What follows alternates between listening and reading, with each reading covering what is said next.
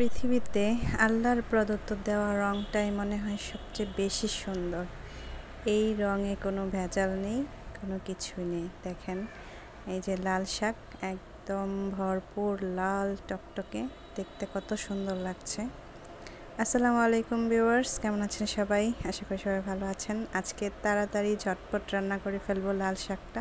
তো চলুন, যেই কথা সেই কাজ। আমি লাল শাকগুলোকে খুব সুন্দর করে ধুয়ে তারপর কুচিয়ে তারপর এভাবে এখন ভাপে দিয়ে দিয়েছি লবণ দিয়ে। আর এখন কিন্তু আমি ঢাকনা দিব না, এইভাবেই আস্তে আস্তে হতে থাকবে লাল শাকটা।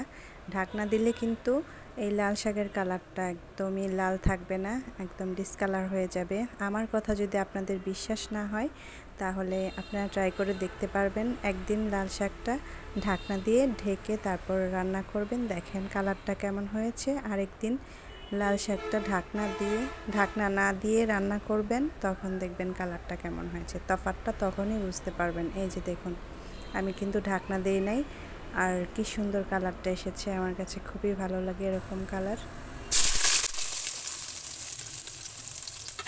আর এখন রসুন, পেঁয়াজ আর কাঁচামরিচগুলোকে হালকা ভেজে নেব, বেশি একটা ভাজবো না, তাতে করে রসুনের যে ফ্লেভারটা আছে সেটা নষ্ট হয়ে যাবে।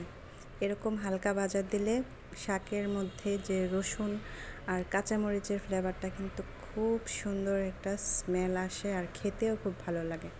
এই তো হয়ে গেল আমার লাল শাক ভাজি। কেমন হলো বলুন তো? এই যে দেখুন কি সুন্দর হয়েছে। আর আমি একটু ভিজাই রাখি, কারণ যখন আমি ভাতের সাথে খাবো তখন কিন্তু একদম লালে লাল হয়ে যাবে। এই যে দেখুন, আমি এখন ভাতের সাথে আপনাদেরকে দেখাচ্ছি লাল শাকটা কতটা সুন্দর কালার এসেছে, আর খেতেও খুব টেস্টফুল হয়েছে।